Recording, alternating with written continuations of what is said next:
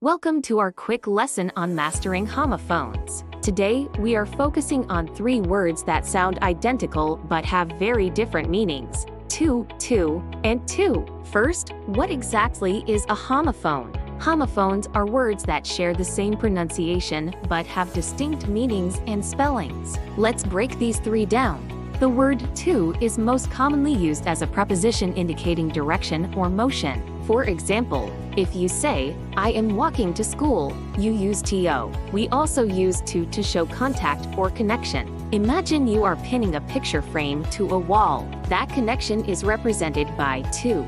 It also identifies a recipient or a range, like passing a phone to a friend or counting numbers from 1 to 10. It's a versatile little word.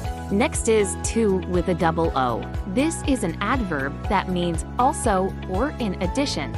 For instance, I am attending the event too. To also describes an excess or a high degree. If a laptop is too slow or the weather gets too cold, you need that extra letter O.